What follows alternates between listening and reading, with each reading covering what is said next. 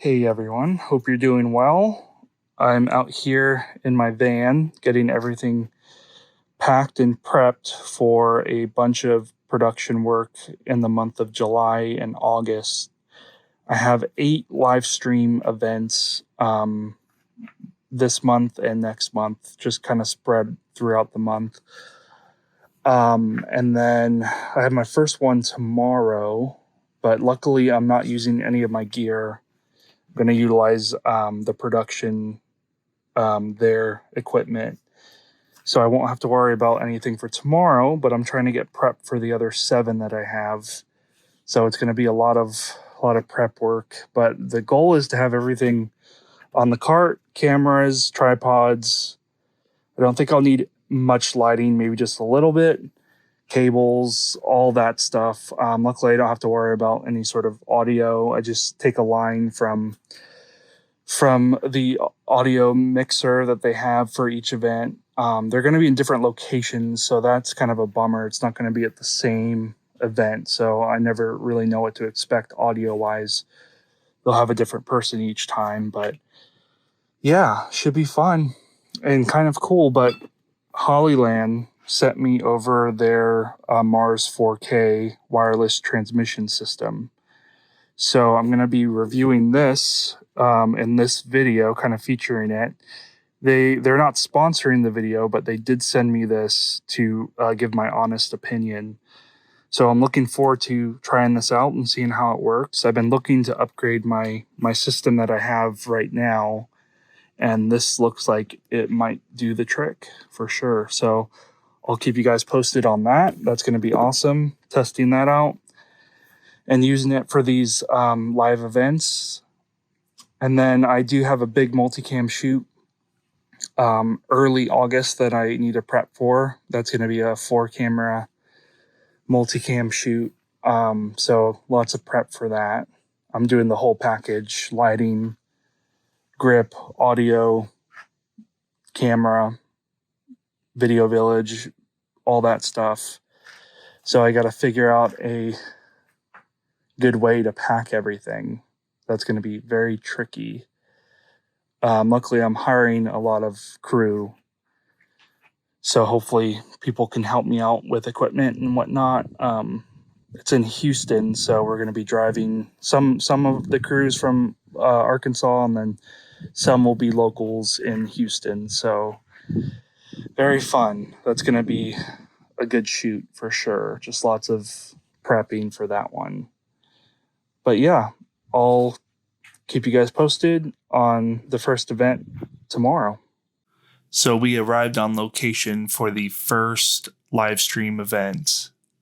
Very simple setup. We are getting 2 cameras set up into an ATEM switcher.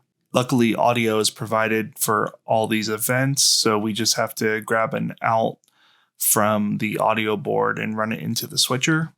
We have about 2 hours to get everything set up before the event starts, so we're hustling to get everything dialed in.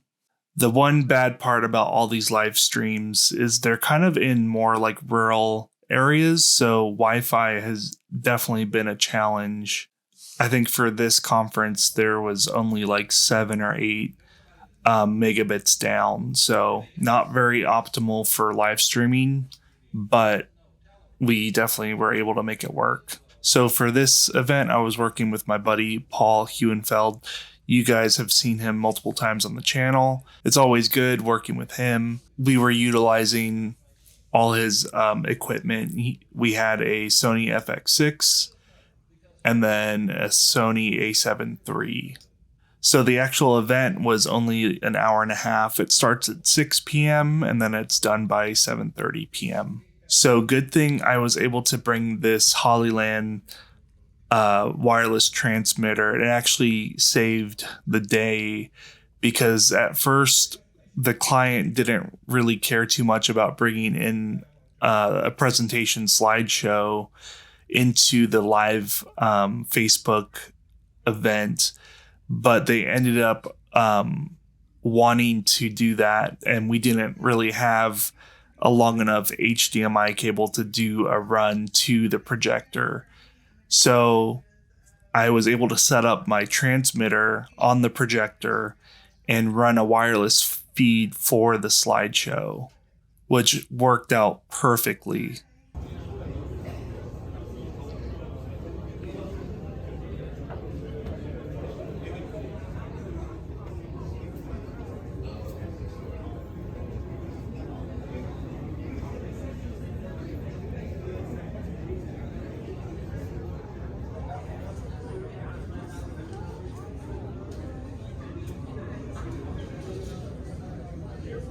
Each presenter had a remote for their slideshow so they could just scroll through the slides. We weren't responsible for any of that. So we were just trying to get a feed into the switcher for the Facebook Live audience. But yeah, the event was very straightforward, not a whole lot of thought into it. Paul was cutting between the two cameras in the presentation, and I was operating the follow cam. Once the event was wrapped, we got everything packed down and we headed back home.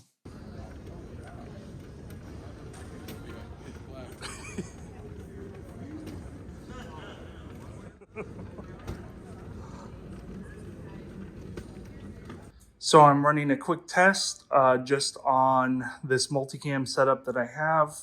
I'm running two cameras wireless. These will be the furthest away from the switcher.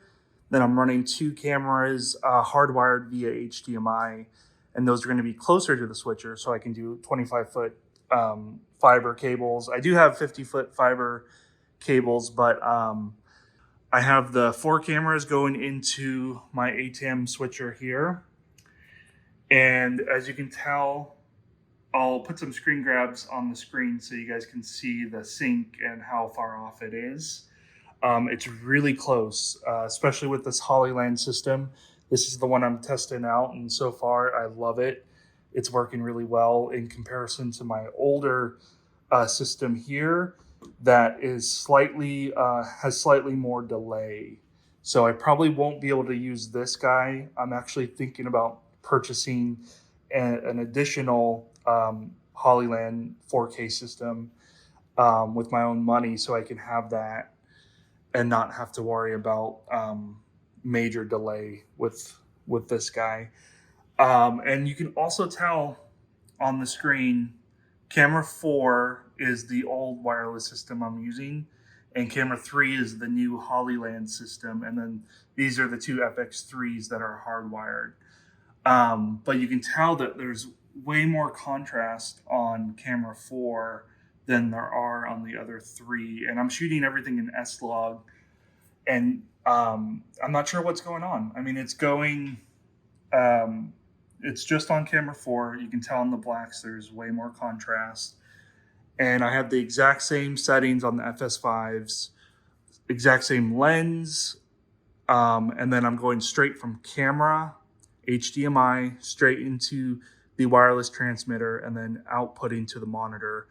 Don't have this monitor on right now, but same thing. It's going straight from camera to HDMI to transmitter, and then eventually going out to monitor there. But as you can tell, I just cannot get these two, the two FS5s to match identical.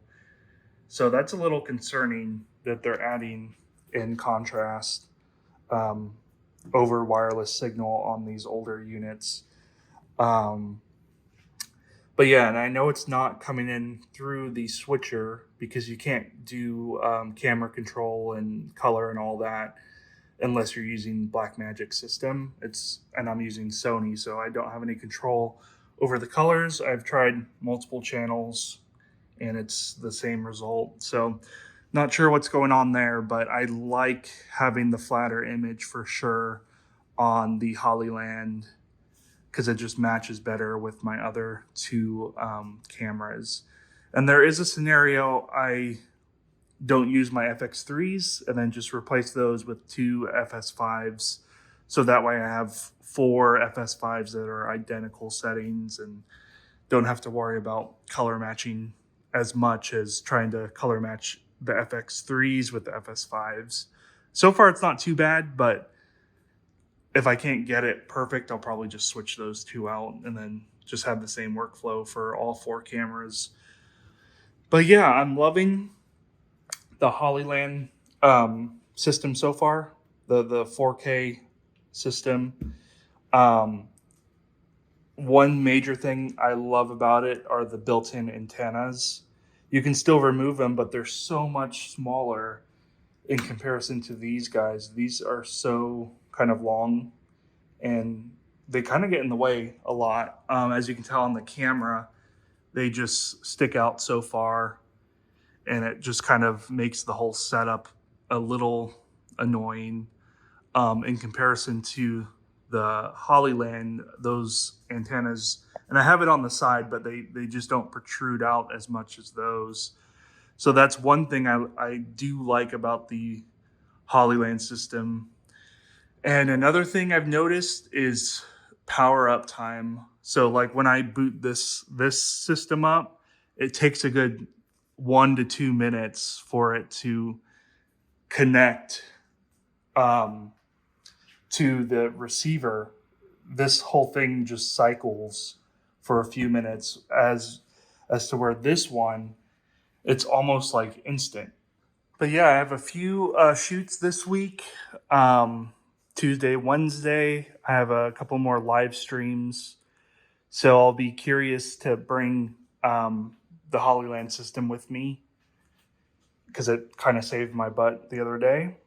So I'll bring that and do some more testing on it with probably a camera this time, maybe having the side camera wireless and the main camera hardwired again. That worked out really well. So yeah, thanks guys for watching, and I'll keep you posted. So this is the second stop on the tour. It was a much more rural area in Arkansas, and I actually had to set up my own hotspot. They didn't have Wi-Fi in this location, but it was the exact same setup as before, 2 cameras and a presentation feed. And I did the exact same thing. I had a wireless transmitter going to the projector so I could get a feed for the presentation. And for this, I was using the Hollyland Mars 4K system on my camera 2. So that way I could test out the system and just see how it would work for the rest of these events, just in case I have to have a camera a little bit further away from me.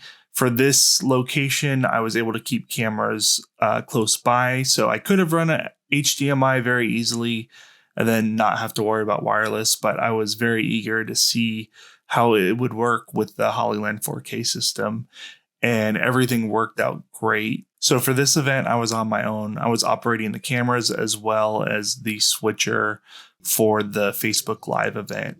Again, thanks so much for watching, guys. If you're in the market for a wireless video transmission system, I would definitely check out the Hollyland Mars 4K. It definitely came in clutch for a lot of these shoots, and I look forward to using it a lot more in the future. It's been really reliable and just very plug and play. I don't even have to think about it. I just plug it in and it's good to go. So I would definitely recommend it for anyone that's in the market or looking to upgrade their current system. But again, thanks so much for watching, and I'll see you guys in the next one.